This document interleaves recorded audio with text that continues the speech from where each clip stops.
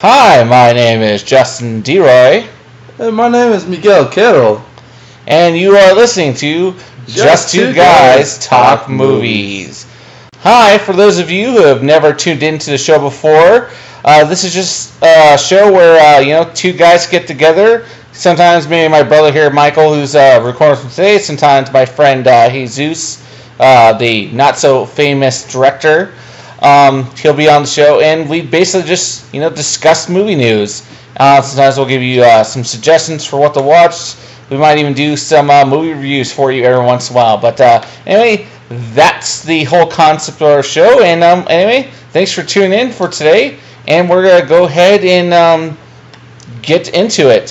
So, first movie news topic for today is apparently Edgar Wrights, who has been signed on, or at least been a part of the project for Ant-Man since 2006, has decided to drop off of being director. Because they didn't give him enough raid. Oh, yeah, they decided to just drop off from being director of Ant-Man, which was supposed to be coming out, and I believe still is, because they said him leaving isn't going to, impede the release date, but it's supposed to be coming out in 2006 with or without him. My main thought on it is that like I said, he was attached to this since 2006, and for those of you who've been following the whole Marvel craze, they didn't really even take off. The whole Disney Marvel universe didn't take off until sometime after 2006. Pretty much almost after, I'd say, probably the first Iron Man, I guess, right? I don't know. Yeah, You'd say so. That's when it really peaked in its popularity and took off.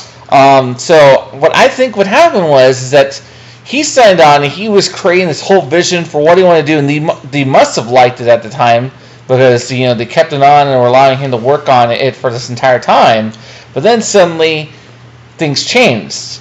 They became popular. They started getting this idea of how they wanted to really shape the Marvel universe with, having all the movie characters join together so they can make the Avengers, and he wanted them to be in a shared universe.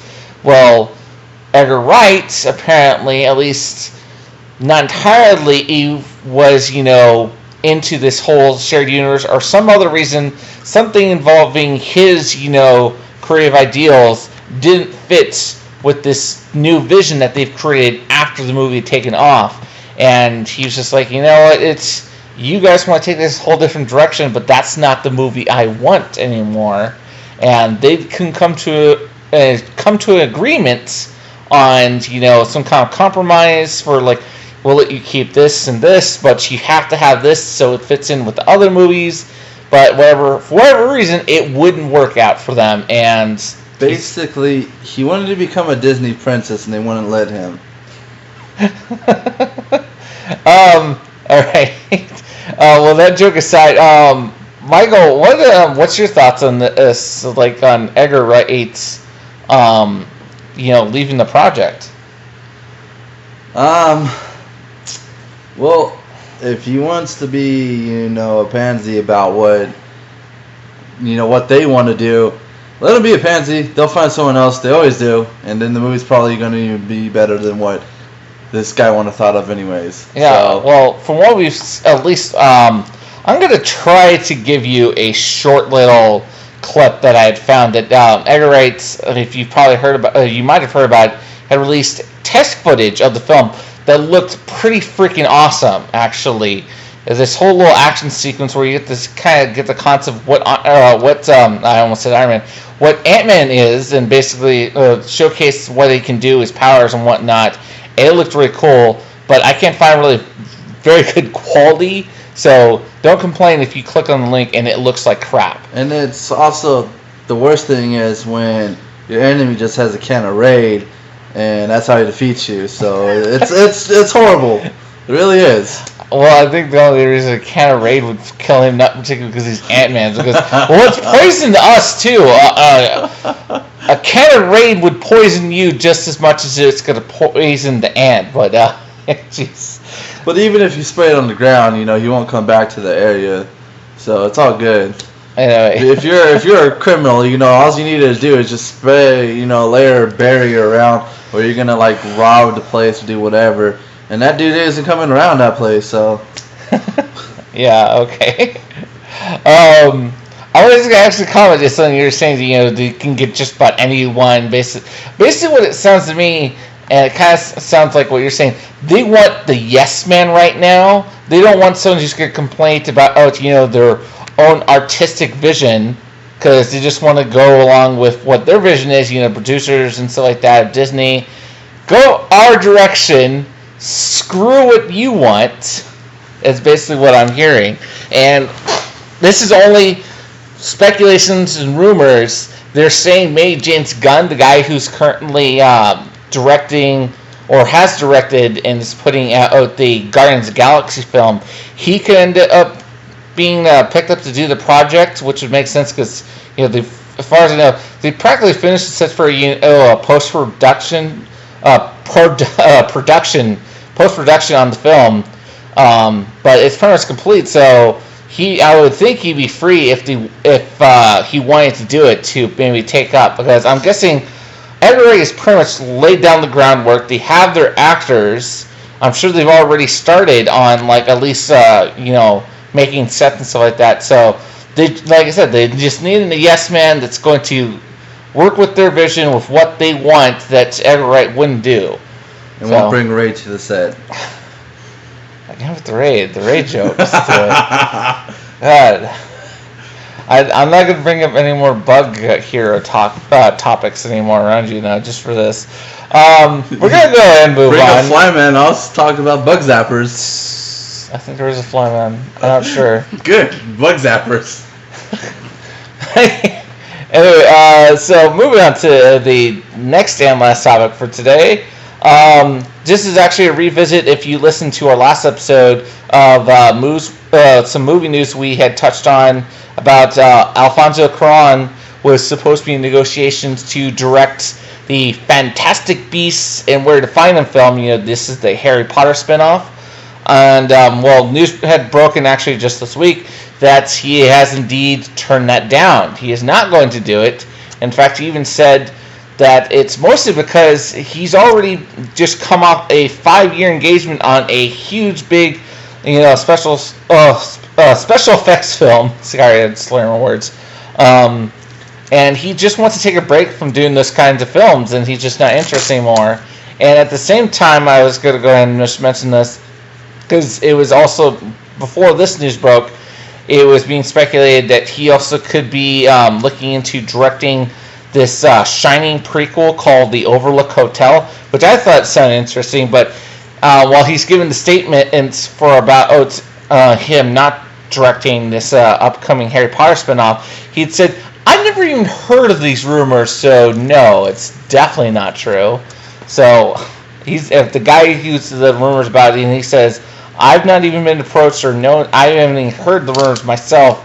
So yeah, clearly it's false. So who knows what his next project could be then, because now we're just left with speculation and we have no idea. But Michael. Yes, sir. What are your thoughts? Are you upset about him not directing? Could you care less? Do you even know who he is? He directed the third one, if you don't remember who Alfonso Cuarón, he did Gravity. He did Gravity. Yes, he was the one who did Gravity, and he directed the third Harry Potter. Is that the Gravity's the one with Sandra Bullock in space? Yeah. And she's just floating around? Yep. I couldn't care less. Yeah, I couldn't care less. Okay. Nothing else you want to add? He did direct the third Harry Potter. That's why people thought, he could be good coming back to this franchise. So, it's always a disappointment when no one wants to pick up a project, even they can make some money off of it. Obviously, there's huge, Harry Potter fans that would go out and see it. Just take a look when Harry Potter's were coming out in theaters and they had midnight screenings and people were dressed up as Harry Potter, and I also saw a lot of Harry Potter. I don't remember the other characters really much because I just saw people going around with wands and glasses.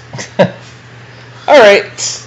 So we will go ahead and wrap this up with their last segment by suggesting a film to you.